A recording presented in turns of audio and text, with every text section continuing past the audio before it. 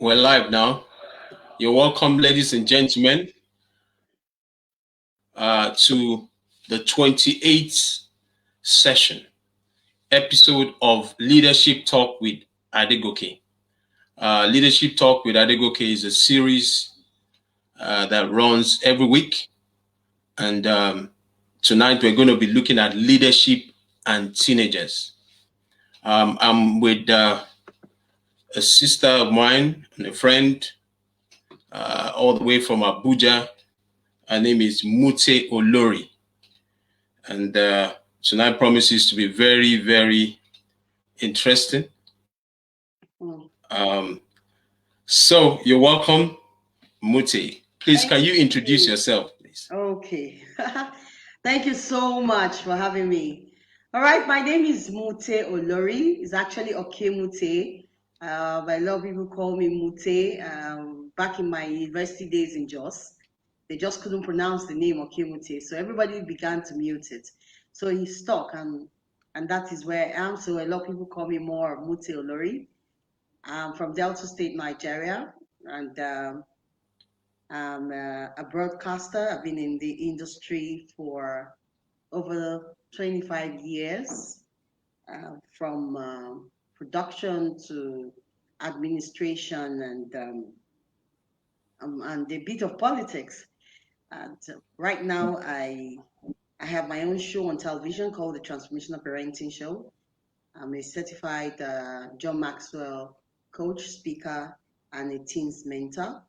I've been working with teenagers for over 2 decades as a teens teacher in church and as a content creator for young people in programming and events. So basically, that's me, wife, mother,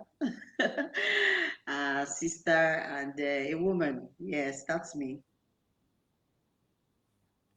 Wow. Wow. You're welcome. I trust that we're going to get a lot of value tonight. I just want you to share your, how you got into leadership. How did you get into leadership, please? How did I get into leadership? I think everyone has an element of leadership in them. It's only when you discover it or you give the name and or the sense of awareness to your position. I think that's when you begin to take responsibility and be intentional in the things you do, knowing that your character, your behavior influences and affects others. Wow. So first of all, I am the eldest daughter, okay, of my parents. So that's number one, by birth, responsibility of leadership is placed on me.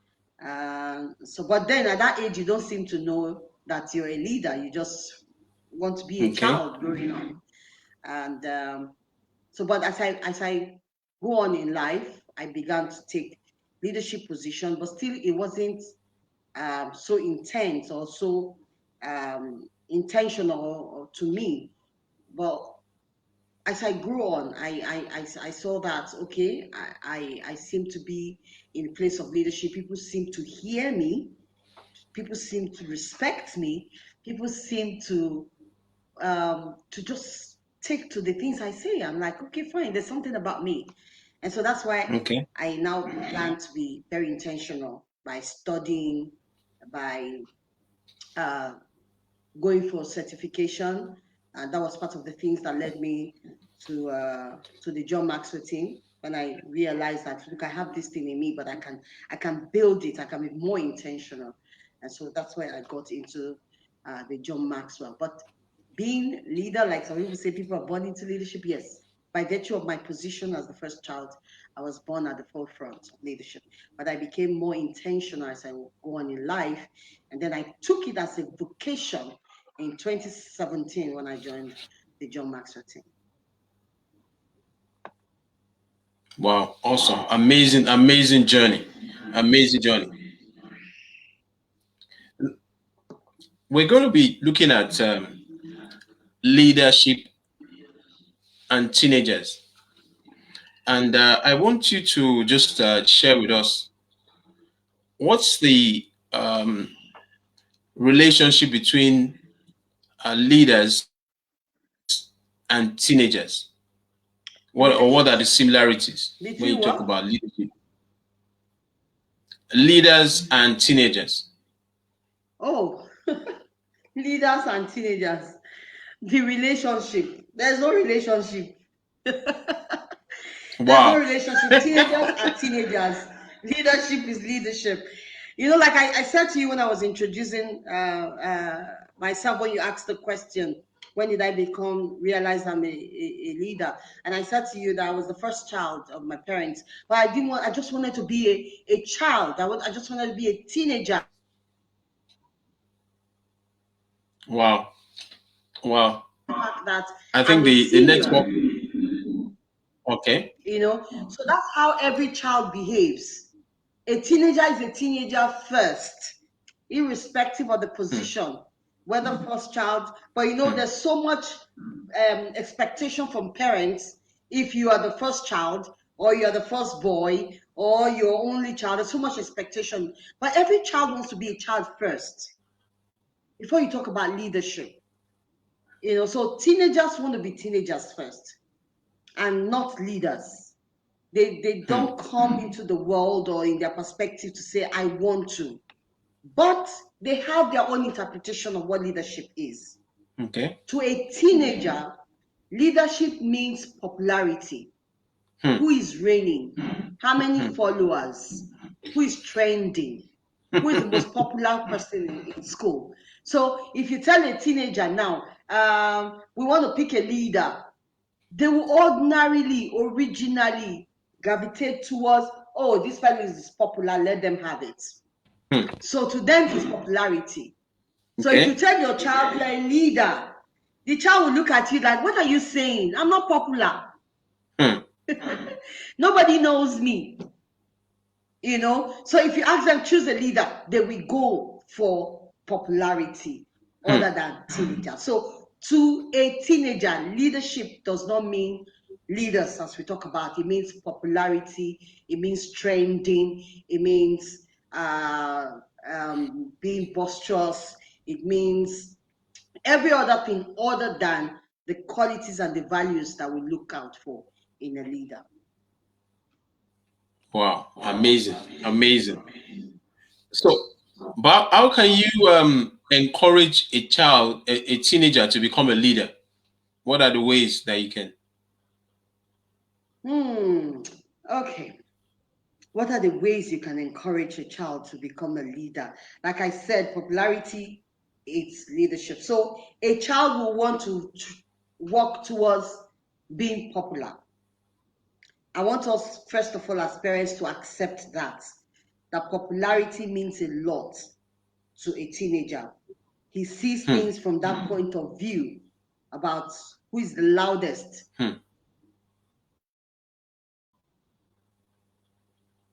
Okay. Who do the girl, which boy in class do the girls all crave to want to be friends with? Or which girl in class is every boy talking about? You know, so for a teenager, that is what it is. So if they are not that, it's very difficult at first to begin to let them understand that they are leaders. It's very difficult to put it in their mind that you're leaders because they ordinarily will come to you. So when you see them on social media, following certain persons, go check out. You see that person is trending for the things that they how would I put it, that they are sympathetic to us or the things they are going through. Now, a lot of boys, there's this guy called Juice World. He died about 2-3 years ago. And Okay. till now, as I'm talking to you, this boy is trending. He's late, but a lot of young people follow him. Why? Because his music was more about depression, about parents not understanding, about the things that every young person is facing, about their fantasy, about the way girls behave, about their um, their self-esteem and self-image. So I was wondering that why is this young man so popular amongst teenagers? And I went to search and I saw that for the fact that you associate with him, people will follow you. Wow. So they see it as a means of growing their followership. Then there are times it's just about comedy. Oh, this person is funny. And they're in that space. So they clamor to want to have popularity, to want to have followers. That's why you see more teenagers on Instagram and Snapchat than Facebook. If you check the demography, you see that they are more there because the celebrities are more there. Actions, fashion, music, entertainment, the things that they're excited about, the things that speaks to their youthfulness, to their exuberance, they're all there on Instagram. So they tend to want to follow those things.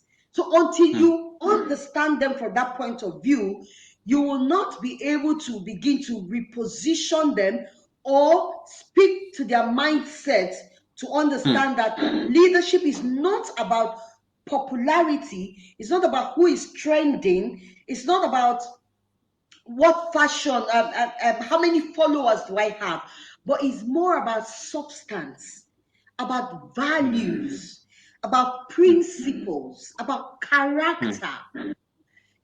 So to teach a young person about leadership, you must first of all understand where he is, what means a lot to him. You must have respect for his peers. Okay. Because sometimes parents will tend to make them feel like, oh no, don't go with this person, don't follow this person. No, I've seen teenagers tell me that you don't understand. You just say things about my friends and you don't know them. Now you cannot connect and position them for leadership if you condemn the things that excites them or that means a lot to them. So you need to understand them first. So you must not condemn. You must not condemn them. No, it's not about condemning, because the way they view things from their POV, their point of view, is totally different from you. You as a parent, you're coming from the place of years of experience, maturity. But this young person is coming from the point of, I'm young, I'm youthful, I'm learning. They even tell you, let me make my mistakes. It's my world, it's my life. Because that's the way they're developing. Psychologists and they will all tell you about the brain and the frontier and all that. Yes, because they are going through the process, they are developing. So they don't see things from your point of view. They see themselves freedom, play, excitement, explore, adventure. Those are the things they see. Why you are seeing the future? Because you have had a past. You have had a childhood, you have had a teenagehood, you have gone through life. So you know that the way they behave at this age will determine a lot of things when they get to the future. So you want to bring in future. And they're like, I'm not interested in future, I'm interested in now. How do I make the best of now? My youthful age is to be enjoyed. My youthful age is about fun. So, but until you see them from that point of view and use that same fun, that same perspective where they are, to begin to equip them, like I said, with the values, with principles, with building their character, so that they can know that I can still be fun, but I can be a person of influence. Wow. I can begin to direct people in the right direction. I can do good over evil. I can stand up and speak up, with and still be a peer influencer, other than falling under the pressure that comes with teenagehood. Wow. So in relating with them, you should also relate to them with fun. Oh, yes. If not, you'll be so boring. They will never want to have anything to do with you. I've had a lot of teenagers say, oh, you adults, you are so boring. You just talk about boring things. If you're not talking about work, you're talking about rent, you're talking about school fees, you're talking about government, you're talking about, every other thing other than, music, dance, excitement, growing up. So you need to reach them from that point of view. As a teens teacher, there are times you need to teach about Jesus. Yes, you need to tell them the truth, but you need to speak it from the language they understand. You need to use certain terminology to explain salvation from their point of view so that they can understand you. It's just like some people who open their Bible, King James Version is there, New International Version is there. You have the Good News. It's just like that. There are many people who thou art, this art, where goeth does not make sense to. In fact, they get more confused. So sometimes as parents, we come from this King James Version part when we're talking to them, speaking from our intellectual point of view, with all with all the certificates that we have gotten over the years, and we need to speak to them from that point of view. They don't understand. You need to go to King James, go to Good News Version, speak it in their language, break it down for them to understand. Give them the opportunity to process what you're saying. Allow them to go through it. And then once they get that understanding, they assimilate and they stick with it. And then they begin to run with it. But most times as parents, we get impatient. You should just understand what I'm saying. But you forget that it took you years to get where you are, to give that advice. You weren't like that from the beginning. Some parents weren't like that from the beginning.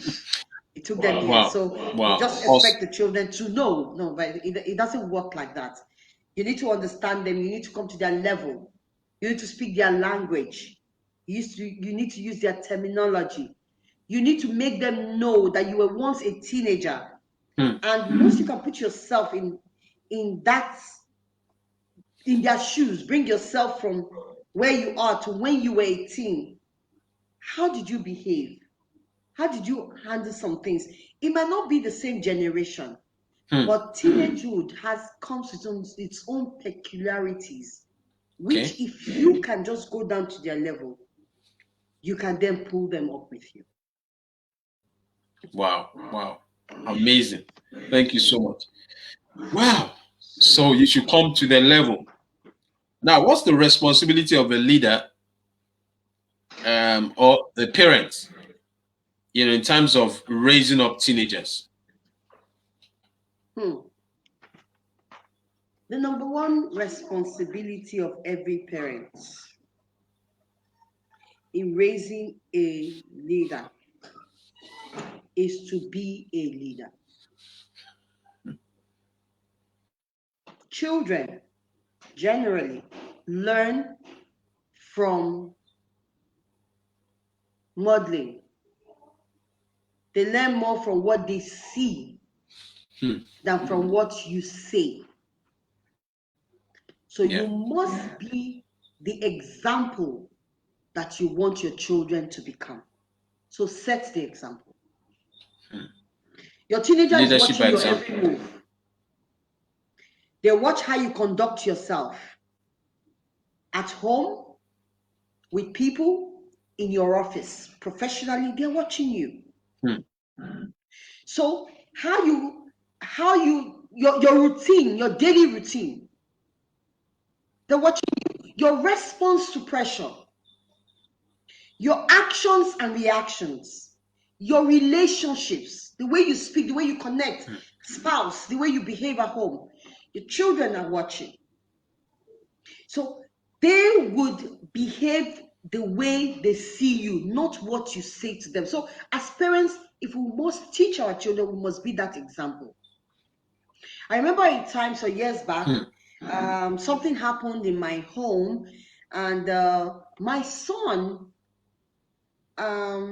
raised his voice. So I said, "Excuse me, where is that coming from? Why are you raising your voice at me?" I was very ashamed at his response. I was shocked and I was disappointed at myself. Do you know what he said to me? He says, is that not the way you talk to grandma? Wow. I repented that day. So it's not about you teaching them or you behaving like that. There are people that are important to them that you talk to somehow, no matter what you teach them. If you don't respect those persons, they will never respect you. Number one is their teacher. For every child, their teacher is like a god. Because they see them as the people who add value, who nurture them, teach them, and make them learned. So if you you behave rudely to their teacher, they look at you like someone that is very disrespectful. So that's why you see sometimes a child will say, my teacher said, but I said. You say, no. Mommy, that's not it. Daddy, that's not the way to do it. My teacher said. So if we want to occupy that space in our children's lives where they see us as their role model, where they begin to quote us, my mom said, my dad said, or like one of my kid did some time ago. She was traveling out of Nigeria. She was still a little bit underage, and so I wasn't going on the trip with her. She had to meet up with customs officers. So when she got to America, they took her to immigration, and already I told her that it's possible they may. So when you get in there, they ask you a question. Don't be afraid. Speak up. They ask you one, give them two. Before they ask for a document, make sure you have everything and let them know someone is waiting for you. But this is a young girl, 15, and all alone with them. And you know what she said to me? I asked her, at that point, what were you feeling? She said, I just thought if my mom was here, how will she behave? How will she handle this? And that was all she needed. Immediately, she said, my voice came into her head. Now, what are you saying to your children? What are you feeding them with? What voice do they hear you every day? Is it the voice of your relationship with people? Is it your voice of yelling and shouting? Is it the voice of hatred about a lot of things that are happening around you and how you're reacting? Or the voice of love? The voice that is logical, the voice that listens to others, the voice that speaks with respect to others. What voice your children learning? So when my son said that to me, I was shocked. I said to myself, look, you always teach this. It's not about what you teach. Wow. It's how do you behave. So number one, parents, set the example of everything you tell your children. Then number two, you have to teach your children or encourage them to embrace their strengths and weaknesses. Wow. That is after you as a parent have been able to embrace, accept, show your vulnerability before them. Wow. Because sometimes our children just believe that we're superhuman. We don't make mistakes. We're so perfect. So when they make mistakes, they don't come to you because they feel you don't understand. All right? So they see you like up there, God, we can't reach you, we can't be like you. It becomes a challenge to them. So how do I impress my parents? How do I meet up to this standard? They're so up there, so high there. I cannot, I'm not able, I'm not up to. So when we encourage them to accept their strengths and weaknesses, by us, first of all, showing our vulnerability, accepting that we can be weak, expressing all our emotions, the emotions to cry, the emotions to laugh. I see parents that they don't laugh where their children are. They just keep a straight face because these children need to respect me. I'm tough, I'm the boss. You're the boss in your office. You're not the boss at home. Your father, your mother at home. So you don't bring that. So, but when you do that, they can't understand. So parents, one valuable lesson we can pass to our children is self-acceptance. It is the first, it is one step in instilling confidence and good leadership quality in your children. Wow. Making them aware of themselves. Yeah, they may struggle in mathematics. They may be awesome in English. But them accepting that I have this weakness, but I can walk towards my strength, will help them. Like John Maxwell will always say, promote and celebrate your strength. And before you know, your weakness will be nowhere to be found. So we must learn to teach our children. I've seen children, like if you watched this movie, Spelling Bee, you see what happened to that boy, the Chinese boy. He had to beg this girl. You know, the father threatened him, I will disown you. You'll be dead to me if you can't get this. Wow. But the boy knew his weakness. But why don't you celebrate his victories? I mean, out of 100 questions, he got 99 for failing one. You know, so we should learn to teach and encourage our children to see failure as stepping stones, you know, to success. Wow. Wow. Then another thing I would like to add, which I have noticed a lot of parents don't take lightly or kindly to, is communication. A child that you cannot connect with, you cannot correct. Communication is key. If we must raise children as leaders, then we must raise them to take initiatives. We must raise them to stand up and speak up. It doesn't matter what, it doesn't matter who. Speak up, okay? Well, it must start from the home. Okay. How much listening ear do you give to your children? How much do you allow them express themselves? How much do you allow them be them? Because we have different temperaments as human beings. There are people who are very assertive. There are people who are very sensitive.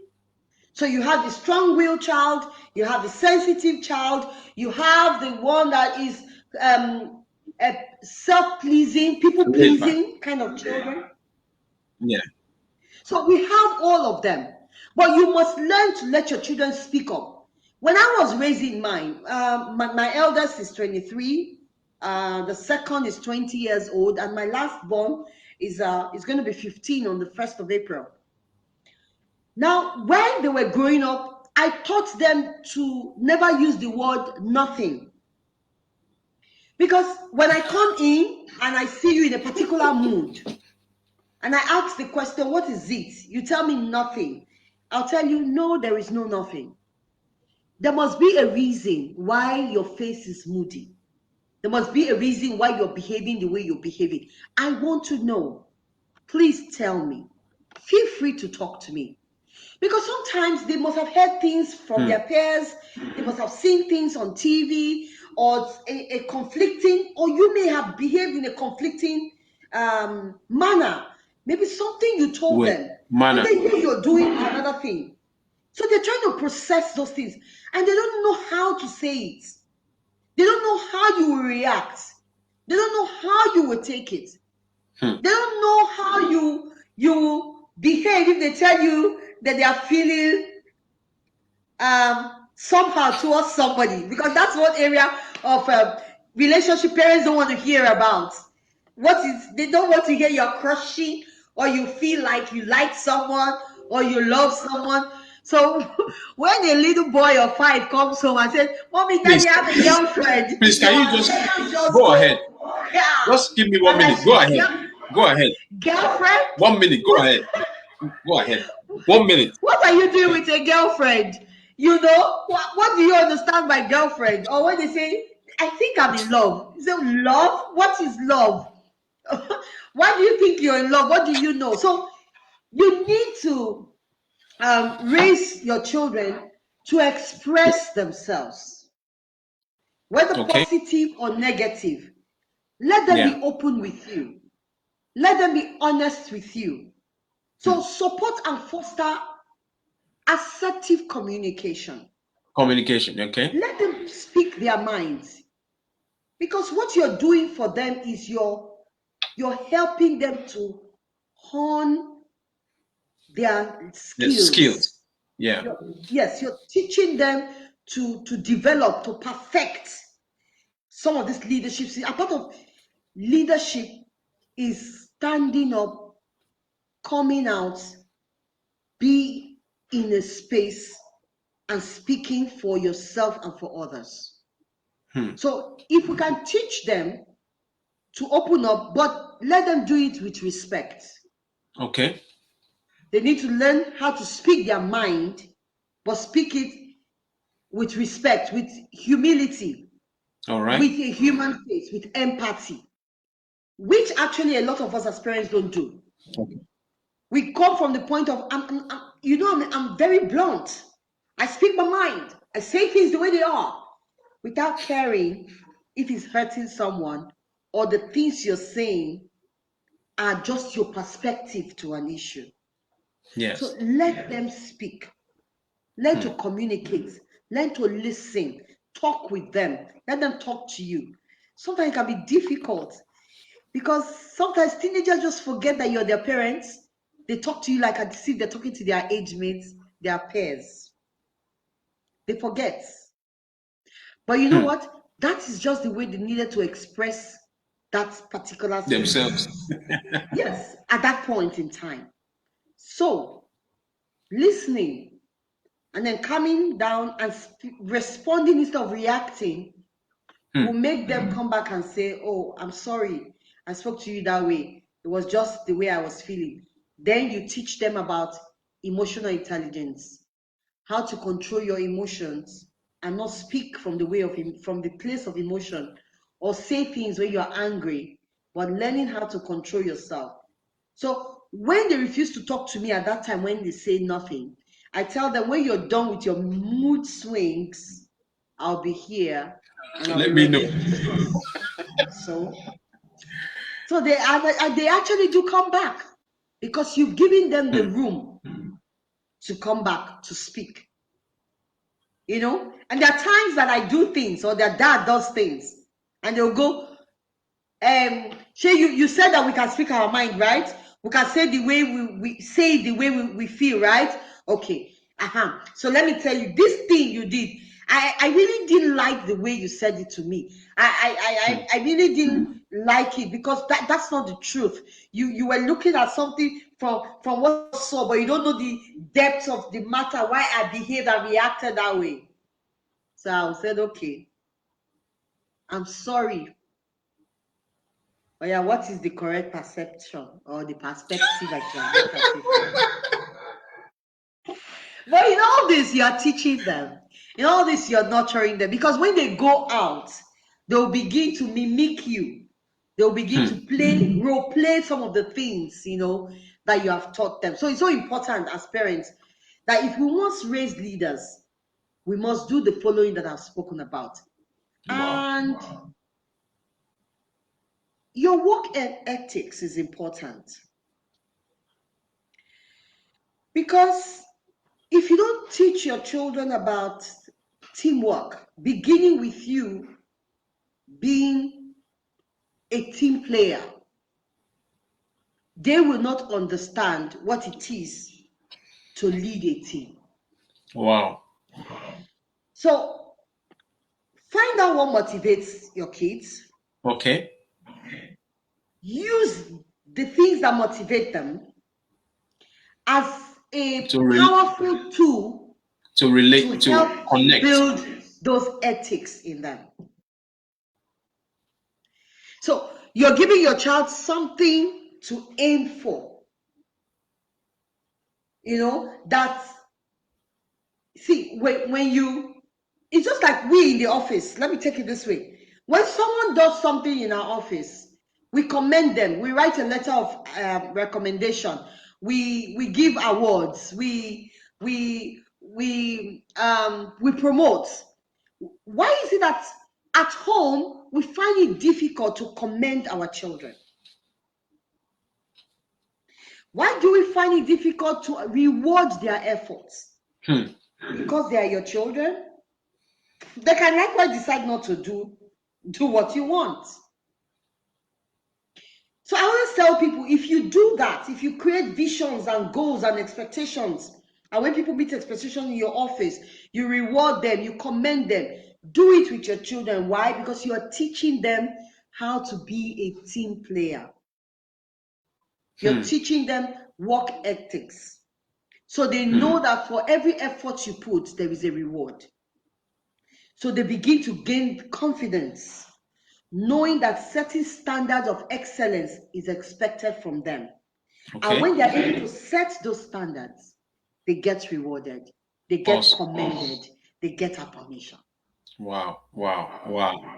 If you're just joining us, I've been speaking with Mute Olori. She's a certified, is it a youth coach, as well as a John Maxwell speaker, coach, and trainer. And we'll be speaking on leadership and teenagers. A lot of us that have teenagers as children right now, we find it a bit difficult communicating with them. Sometimes we think they are rude, even when they speak. We think they're impatient with us. We think they're not, they're not like us. Oftentimes they say, "Oh, you don't." I don't know who gave birth to you. I don't know where you come from because you don't behave like me at all. Oh my God. Now when I was your age, I was very, very respectful. I was diligent. I was hardworking. That's why the fact that now you said something to me about a few days ago that the fruit does not fall far away from the tree. Can you speak to that, please? Oh yes.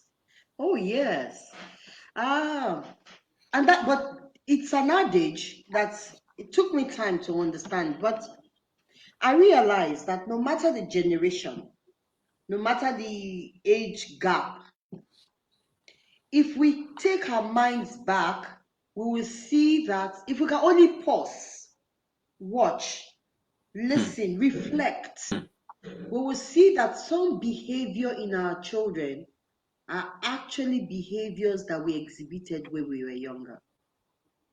We'll find out that there were things that we grappled with.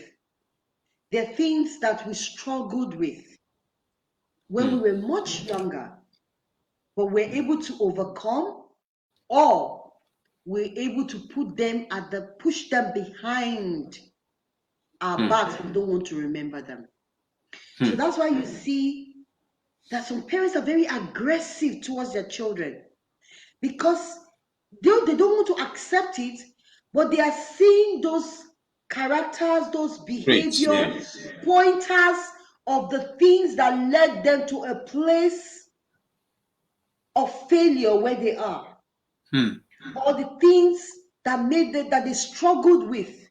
So you find the behavior of a child who is a strong-willed child, and you see the parents saying, "This your stubbornness will not take you anywhere. This your stubbornness will lead you to damnation." Check it. You find out that it's certain things that they were doing is a trait in their own behavior. Wow. Or you see a mother saying, "You're just lackadaisical like your father. You don't take anything in life serious." Or the father will say, "This life you're not taking serious. You will end up a poor man." Check it. They're all pointers to the things they struggled as teenagers. So seeing it in their children, they're beginning to see, "Oh God, I'm seeing the future. Oh yes, it's happening just like this is horror."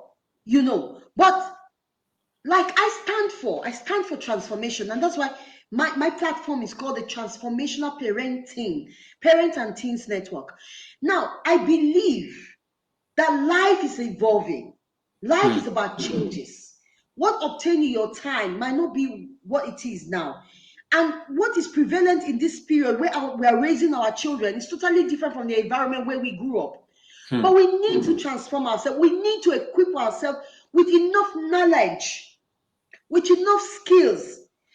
What other way can I speak to this behavior of mine that is not good that I'm seeing in my child without damaging the child's self-esteem or without transferring aggression or frustration from my end to this child? Yeah. Because sometimes these children don't understand why we behave or react to some of their things. Yeah. They don't understand. But you understand because it's something You've seeing. been there before. Yeah, you've seen it before. So you need to now think of how else can I pass my strength to this child other than talk about my weaknesses. And some of us parents, we don't share. And you want your child to share with you. We don't share. Share your stories. Share your failures. Share your successes. Share your struggles. Some of them just say, "Oh, I work hard, and that's why I'm here." Did you never failed?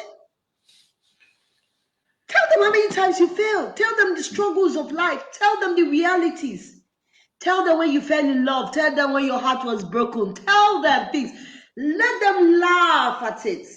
But you have passed a lesson and you have taught them about pitfalls that they must avoid as they go on in life. Share your story. Share your story. Wow. Be vulnerable. Wow. Let them know you're human. Empathize with them. Sometimes we do not. When children struggle, we go ahead. What is the maths that you don't know how to solve? Mathematics, 1 + 1 is 2. Why is it so difficult for you? But if you take your mind back, you did struggle. And then you remember how many times your father beat you. I know. Let me put a story here that happened to me when I was much younger. Now, my father, we had this board, those of us, you still remember those days where you have the blackboard and the chalk. So we had this board, and those of us who do lesson at home or go to lessons, you know what I'm talking about. So we had this board that my father gave me 10 words to learn. And I learned them. And I started playing. This habit of going to learn quickly, you're done. And you go to play. So he asked me, "How far? You are playing, go and study." I said, "I know it." One night, as I was about to go to bed, that kind of when you finish playing and the day has gone, dinner time is over, the next thing is going to bed. And your father calls you to come and start spelling. Who does that? I mean, imagine the point where nothing is in play has filled my head. So I came with, I must show him today, this old man. And I start spelling. Got the first one, second, third, fourth, fifth. I got to the 10th one. What was it? Door. I couldn't spell door. I was looking at the door. Door. I couldn't spell door. Door disappeared. And before you said Jack Robinson, my dad was going inside to go and get his cane. Man, I opened the door. I took off. Because I know he's been telling me go study. And my father is this kind of person that will look at you and say, "I'm giving you a long rope. The day that rope will come short, that I'm giving you a long rope." So for him to go and get his cane, I know my long rope has ended. And my father chased me. Now I tell my children this story for them to know that there was a point in my life I struggled. So when I tell them go study something and they behave the way I behave, I'll tell myself, how can I help them? Because I don't want to be setting traps for them. Many parents set traps for their children so that their children will fall into the traps. And now blame them. But they intentionally said, they saw the child struggling. They refused to help. They said, I have always told this child, you will not hear me. You will enter my trouble today. So they leave them to fall and fail, and then we come out. Instead of rescuing them, we blame and batter them. That way, you can never teach your child to be accountable. You know, we must help our teenagers to become accountable by creating a culture of accountability in our house, not a culture of setting traps and letting them fall. So, as a family, we must learn to work together, help each other. I get so excited when I see my kids, one is having a problem, instead of coming to me, they go to their elder sister. It makes me feel like, oh, I've raised a young lady that is capable of adding value to our younger ones without them having to come to the parents all the time. It also makes me feel, okay, so there's this sense of responsibility that we are families, and that togetherness makes me feel like their future is secured, because there are many homes, sibling rivalry is a big issue. Problem. Yeah. Because of the way the parents brought up the children. You praise one and put the other down. By your behavior, you cause rivalry, hatred between them, comparing children to each other instead of looking at each of them as individuals and promoting their individual strength and helping the weakness. But instead, you compare. So you set one child against the other without knowing. And then when they grow bigger, older, they don't want to see eye to eye. Because you have made the younger one so powerful and disrespectful to the senior one, probably because he does not meet up. But forgetting that that person may have his own character traits and peculiarities, he might be a slow learner. So instead of you to help them, you set up the senior one over the juniors, or you make the junior ones very rude to the senior. There's no way that you will ever find them together in future. So you see a lot of people with properties, they die today. The children are fighting and destroying. We know, we can talk about a lot of rich, wealthy people in Nigeria that today their properties are lying down somewhere, and hoodlums and everybody have taken over the whole properties because there's disunity amongst the children. So we must teach our children to be accountable to each other. We must let them understand that we are a team as a family. But set proper value, define the values, define the expectation, define the boundaries. But in the process, let them be accountable to each other. Let them support each other. So I feel so happy that whatever happens tomorrow, I may not be there, but I know I can count on my eldest daughter to take care of the second, and the second to take care of their brother, and all their brothers also to take care of them. So as parents, those are leadership, those are how we raise our children to be leaders. They're little things, but don't be in a hurry. You need to teach. You need to constantly teach. You need to make it a lifestyle so that when they are not with you anymore, they can rise up to the occasion when it calls for it. Wow.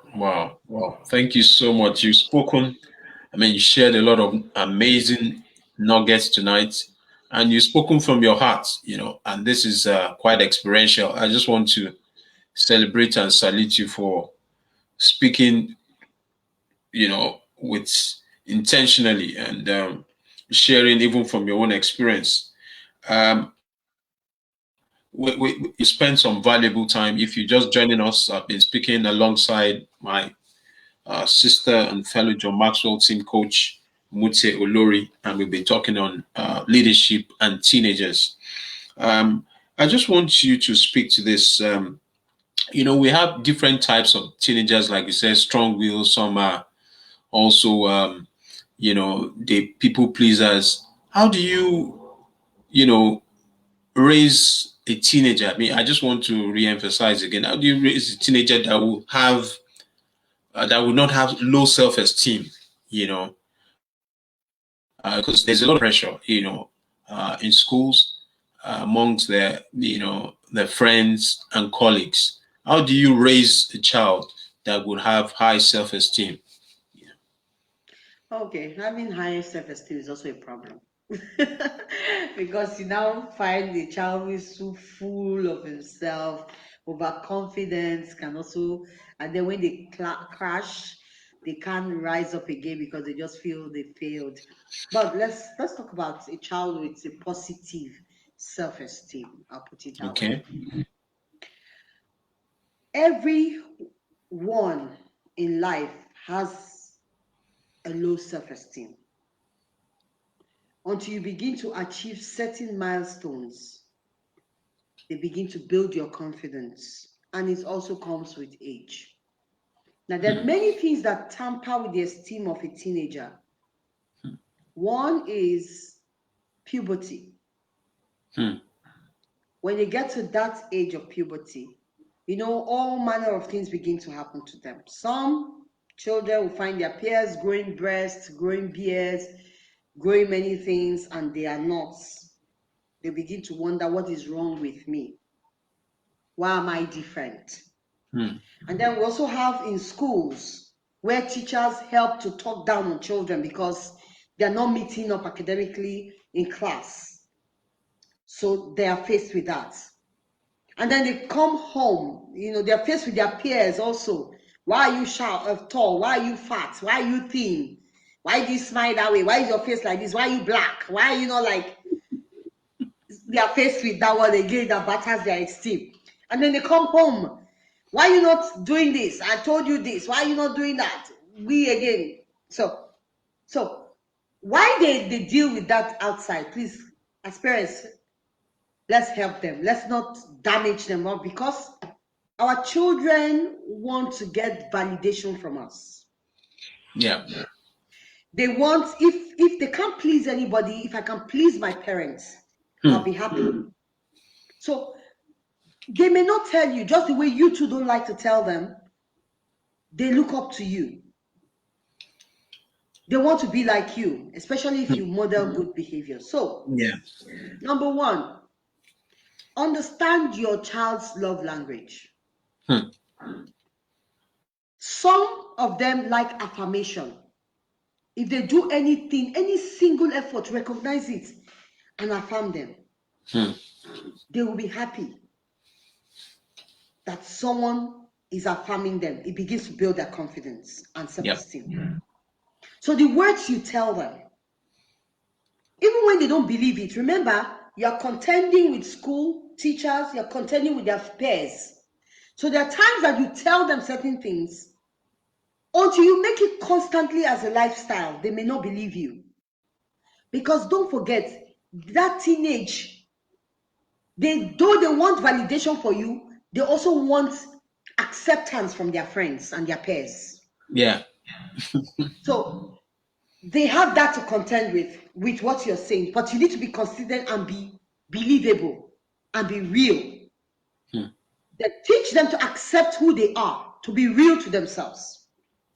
Oh, you're too fat. That's where I am. I love myself. But if it's leading, now I've seen a child who the father said, you're very good, you're fine like this, way you're big, you're looking like a rich boy. He said, no, Dad, my fatness can lead me to obesity. Don't stop lying to me. Wow. I'm telling you. So sometimes we need to be careful to understand the child's love language. Some of them like us to do things for them. A child would love to wake up and see the plates have been washed on the day that is their turn. And knowing that daddy or mommy helps. You're the best in the whole wide world at that day. So when you tell them something, they trust you. And trust from a parent help to build the positive self-image, esteem for a child. Wow. So promote their strength, celebrate Okay. their strength, Okay. give them gifts, tell them who they are. Once in a while, take them out, allow them to express themselves, show them a lot of love, give them a lot of your time, let them speak for themselves. But most importantly, teach your child to be real and accept them for who they are. You will help to build their image. I've seen my child tell me, "Oh, mommy, that time you told me something. I didn't believe it. Now I believed it." I said, "So it took you all these years to believe what I'm saying." But I'm glad I did say it at that time, because when Wow. it counts, they remembered. So it boosts their image the more. And then you helping them with their assignments. Homework is homework, but please be there for them. Be there for them. Because if you're there for them today, they'll be there for you tomorrow. Life is a circle. What goes around comes around. Be there for them. Support them. Build their confidence by teaching them the right values, by affirming them. Tell them from scripture who they are. It's so important.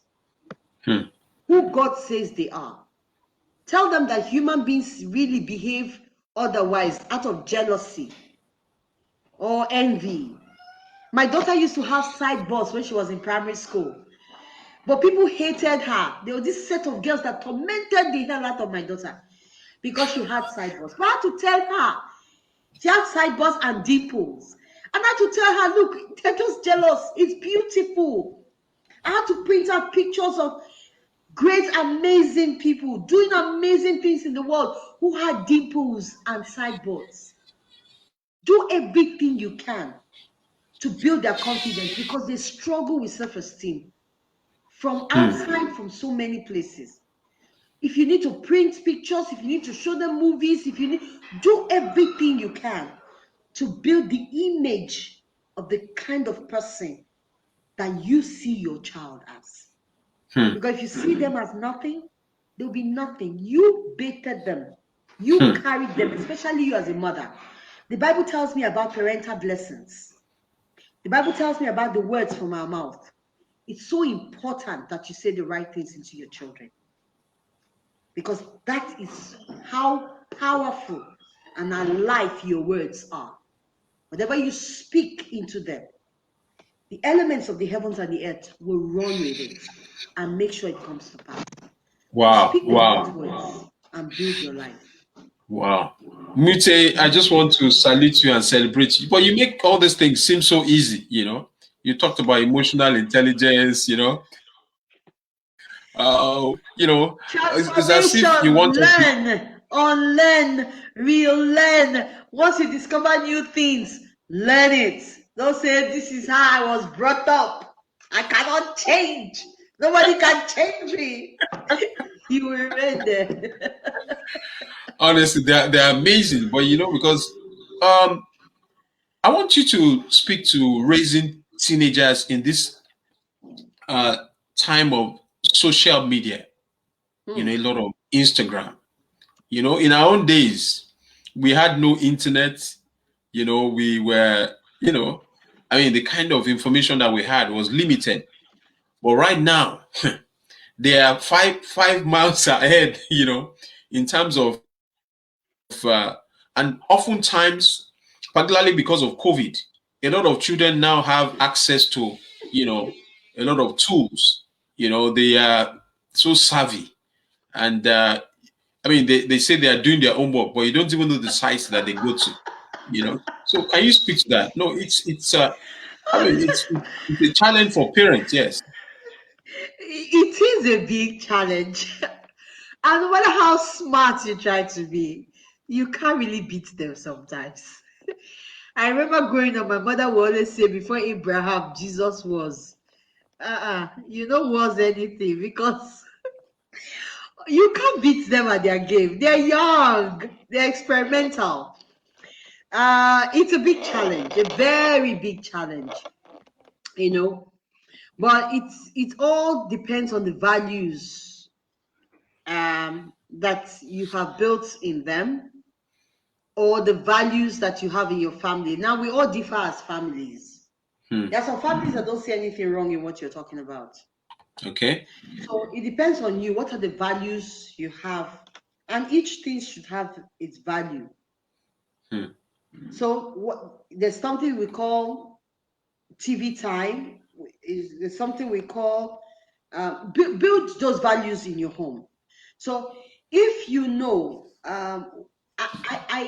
television time was a challenge until when one thing I did was during the school period, I don't recharge my Your DSTV. DSTV. I don't. And when I tell you, and then another thing, I don't have TVs in my rooms. We have a central sitting room. There's TV in the central sitting room. So we all watch. And once that central TV is off, we all go to our rooms. Now, no matter what you're doing, please, your lecturer will not be teaching you at 10 o'clock or 11. So I practice this. When it's 10, if we finish our prayers, they all know that we are dropping the phones by my bed. The only person that couldn't get it right with was my son. Because it was a tug of war. The sisters are grown, so I can leave phone with them. The one nearest to him is in final year. My second child is in the final year now. So, you know, he will always have a way of collecting the phone, and I will see it in his hand. And I'm like, sisters. So they protect their brother. No, but so I did that. So they learned to be disciplined. Another thing is that we as parents, we need to also model how long do we spend on the social media ourselves. Because children have a way of saying, see, she's telling me not to do it and she's doing it. So you don't tell them go off TV and go and sleep and you are there. I don't have TV in my room. So once I get into my room, I've seen people come to my house and they say, no TV in your room. My children will tell them, well, that's her sanctuary. Once she gets in there, it's either she's reading, thinking, meditating, or sleeping. So you also need to practice. It's difficult. I've seen a mother who said her daughter is not on social media. She banned them, nothing, until I saw them on social media. I don't know how to tell them that, hey, stop lying and stop preaching lies. Your child is on social media. So it's better to tell them these things are there. It's better to tell them the benefits. It's also better to tell them the ills. And trust them. Trust them. But when they disappoint you, take away the privileges. That's what I would say. So it depends on how you want to do it in your home. But please, force does not work with children when it comes to social media. Because they want to be abreast with what is happening, so that when people are talking in school and discussing, they will have something to talk about and discuss. But teach them to be disciplined. And let me tell you, it's so bad. It's so bad these days. So many things are popping out and contending with even the discipline and integrity of our children. You know, there's a way the social media now monitors who is watching by the things you click. And so my son is watching TV, my daughter is watching a particular, sometimes they like all this cartoon, and then they just use your internet when they are home on holiday to download all the series they want to watch. So you come in there, you see something flashing on them. Open me, point me, click me. Are you lonely? Do you need a friend? And if you don't teach them the ills, they will just click, and all manner of obscene and nudity pops out to them. Sometimes all these Yahoo boys will just put "get rich" online and you get dollars. If you don't teach your children the ills and the values, and you don't allow them sometimes express their mind to such things, they will click. One day EFCC will come and carry you. And not only that, last week on my phone, I'm an adult, 50-year-old woman. Somebody, with this kind of job we do, there are times people call you and you want to call back, or you want to pick a call, you don't know where it's coming from. So there was this foreign number that called me. So I just picked the call. It was a WhatsApp video call. So I picked it before my mind clicked that I don't know this person. Why would the person call me on WhatsApp video call? Okay, maybe someone that knows me or need to ask me a question. So I clicked and I saw this young boy wearing like a hospital dress.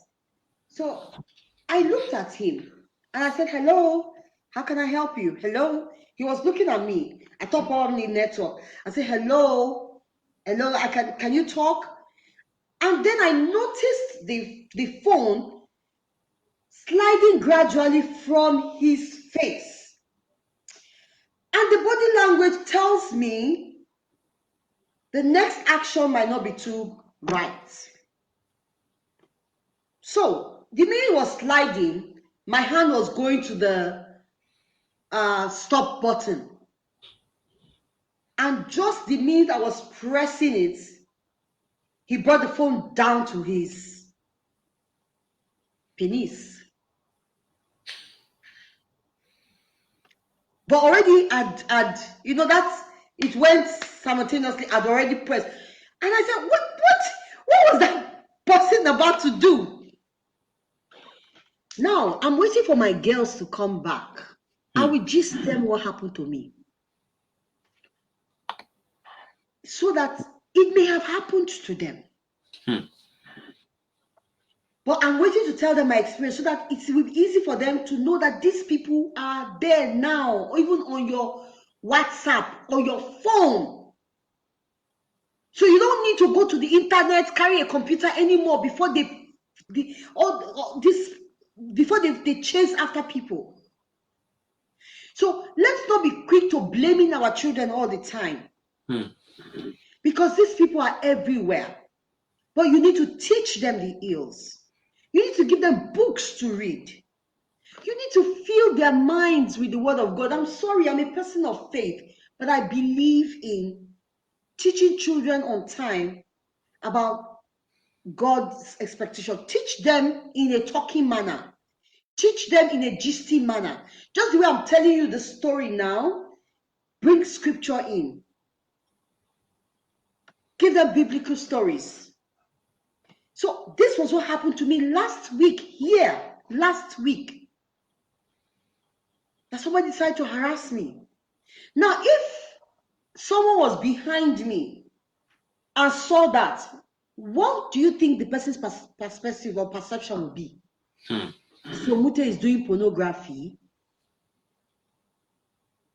So sometimes we see these things with our children, but our manner push them into it the more. So teach them and let them know that when it happens, they can speak to you and they can trust you. It's difficult. I was watching one video of a little girl, 5 years old.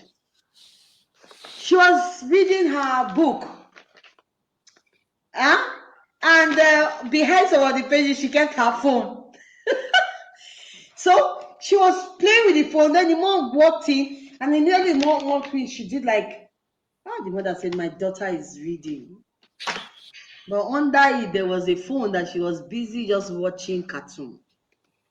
So we need to learn, put your system, whatever system you have, put it in a general place where you can pop in anytime. That's another thing you can do. Don't encourage them using system in their rooms, on the bed. Don't encourage that. When they want to use the system, this is my office. It's a corner in my house. I made like this, so they all have access to this place. Come here and walk. There's a window I can pass and peep. There's a door I can pass and peep. My son will always say, you're coming to spy me now, B. I say, leave it. I'm just checking up on you. You know, be in their space. Don't let them do whatever they like with the system. There are times you need to take the system away. The times you need to monitor. Sometimes you may be wrong, but please don't always have a negative thoughts against your children. Because the book of Job tells me, it says, Job said, the things I fear most has happened to me. You are the parents. You have, your thoughts have power over your children. Don't always think negative thought. Don't always think the bad, the worst about your kids. Even when you see it, give them the room to say, find another reason for it. Let them feel that you trust them, that they can't do certain things online when you're not there. So even when they fall into the temptation, they can quickly jump out because they know that someone will be holding them accountable and they are responsible to someone, their behavior online. Wow. Many children have been initiated into all kinds of things through social media. We can't stop it. You know, my children said, the things that you say we shouldn't do now, before you are taking the taking device from us, now we live in the device. But teach them. There's so many things happening there. They will explore. Note, any child that is not inquisitive has a problem. At a teenagehood, has a problem. But they will be inquisitive. They want to explore. They want to try things. They will try certain things. Open your mind that they will. Because when you say, my child can never, they will hide things from you. So be open, but please teach them. And then there are apps that we can put on our system that, like you have parental control. Depends on the age of the children, you can activate those apps on your system so that you put some form of control. That there are certain things they can't open. When they click it, it will signal that the child is going somewhere. And then also try and check the history. Once in a while, when you are with their system, check the history. Children can password though. They are smarter than you, know that. But just try and learn some of these things, and so that you can be savvy and techie too. So that you can check things without accusing them. Because they will, I only know how to lock my phone. But they will lock WhatsApp, lock chats, lock Instagram, lock everywhere is lock. So when you break one junction, you can't enter the next one. They are so secretive. But teach them the value. Tell them you care about their lives. Wow. Narrate some of the stories you've heard, including my own story that somebody is doing on WhatsApp. So that when it happens, you know. And don't be, please be, let your children be open to you. Don't be so hard. Because I've seen people who vow that their children are not on social media, and the children are there. But because of the way you are, they can't tell you. Some of them just they just want to open it. My son has an Instagram page. He doesn't do anything inside there. He opened Instagram on my phone. So once in a while, it's still open on my phone. So I know what is happening. Nothing is happening there. Then a day I saw him chatting with his friend. Somebody saying he has 100. I know, I say, maybe you bought it. Now that is just a game with their peers. Oh, somebody is on Instagram. Me too, I'm on Instagram. They don't even do anything there. So sometimes it's not all so bad. They just want to belong. So when somebody asks, do you have a page? Yes. Just for that. So talk it with them. Know their perspective. What do they think about social media? If there are some teenagers that will tell me they're not on social media, I'll say, why? Why are you not there? Why are you not there? No, you have to be there. Break their mind. Tell them, but it's good. There's nothing wrong in it. Yes, it's okay to have your Facebook. Or do you want me to help you to open it? Let them tell you the reason why they don't want to be there. But if you keep saying, if I catch you, all these children that are on social media doing Yahoo Yahoo, hey, my pikin can never do this because we kill the child. And they hear you. They will go and use one name, Dagbaja, to open the Facebook. And you'll be looking for Wow, Eric wow, wow. We have an amazing time. Thank you so much. Thank you so much. I've been speaking with Mute Olori. She's been dropping a lot of content, amazing experiential content, sharing with us. We're so thankful. We're so encouraged. Quite a number of GMTs have been here dropping. Mary, Ellen and Nadi, my sister in Abuja, said, trust them when they disappoint you. Take away their privileges. Then she said, thinking, reading, and meditating. She also talked about TV time, which she said before Abraham, Jesus was emotional intelligence, transformation. She said, I think she said, be there for them, support them by teaching them the right values. Life is in circles. And Abiola Shoremeku is also on the platform. She said it's good to let them know that it's okay to make mistakes. Share your stories. Don't act perfect. She'd also shared her own experience that my children have outgrown their teenage years, but I resonate with most of Mute's perspective on the topic of discussion. So you have really shown up powerfully tonight. We want to salute you, we want to celebrate you. But before you leave us, leave the platform tonight, but just want to know, who are your mentors? There's so many people I follow them. When I was much younger, I liked Whitney Houston a lot. Wow.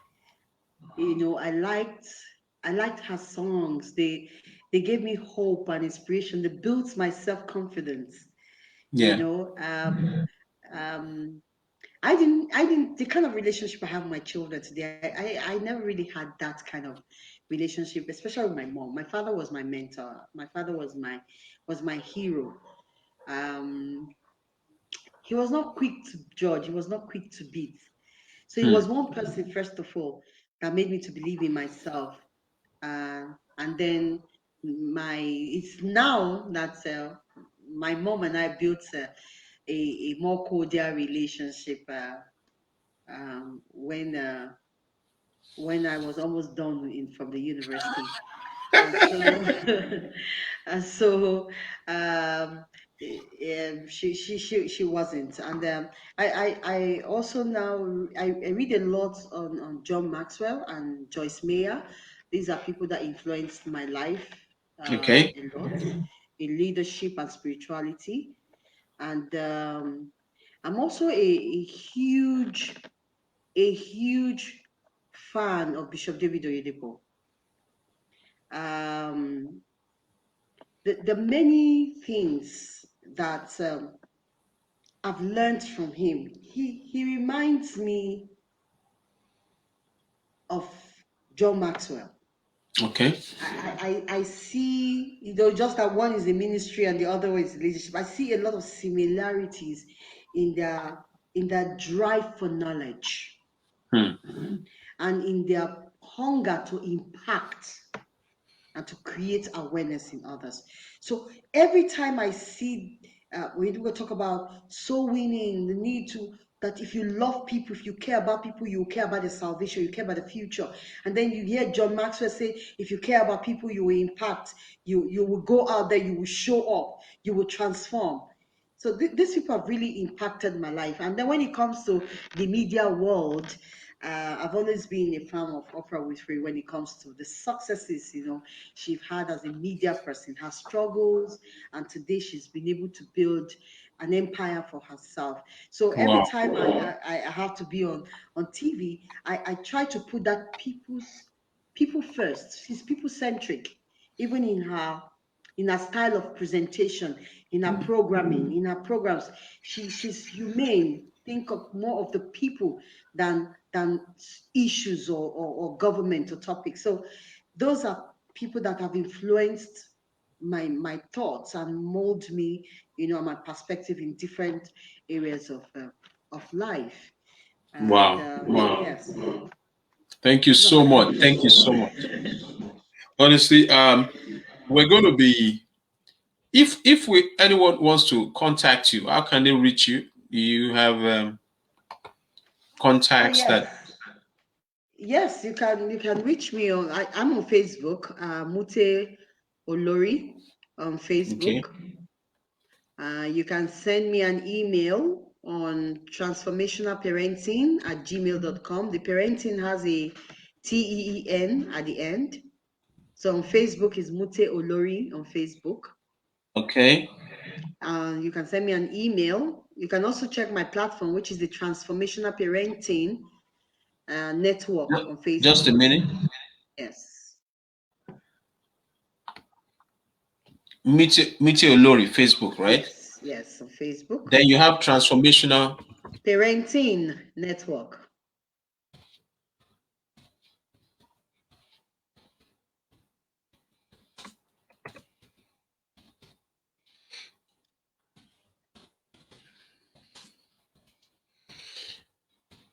Okay. That's on where? Wait, what platform is this? That's on Facebook. That's my platform network on Facebook. Yes. Okay, on Facebook. Yeah. Okay. Okay. On I'm sure. Instagram is Olori Mute on Instagram. Olori Mute on Instagram. But better still, just send me an Just a email. minute. Yeah.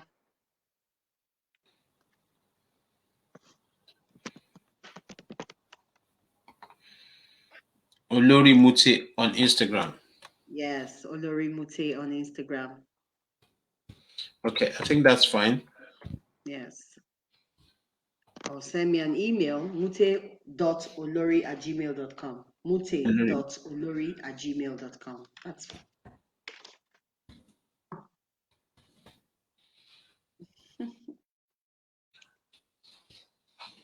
Wow, we've had an amazing time, and how time flies, you never really know.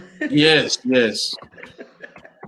For those of us that are going to be watching the replay, I've been speaking with Mute Lori. She's someone who has, you know, had experience in media. It's been politics. She's a mother. She's a wife. She's, a GMT coach. She's also a youth coach. She's showing up powerfully, and she shared so many nuggets for those who are going to be watching the replay. Please try and take as much in as possible. I mean, for me, it's been a journey. I mean, I've learned so much tonight. And my wife says, thank you so much, man. Thank You know, you. Thank she's you. also, Thank you yeah, for the she's also an educationist. thank you for the Yeah. opportunity, ma'am. Yes. Yeah. Thank So we, you. we, we are parents of teens, and all the things that you have said resonate with us. So we're going to be implementing quite a bit, But and but trust but that. you know when they move from teenagehood to adulthood is another ball game of parenting again. But you see, Yeah. your things can happen that will be shaking you and shaking your faith, when it comes to the relationship one again, who they're going to get Yeah. married to, Yeah. and then the grandchildren coming. It never ends. But you Yeah. see, your ability to form a relationship with them at this foundational age Hmm. will help you connect and impact them when they grow much older.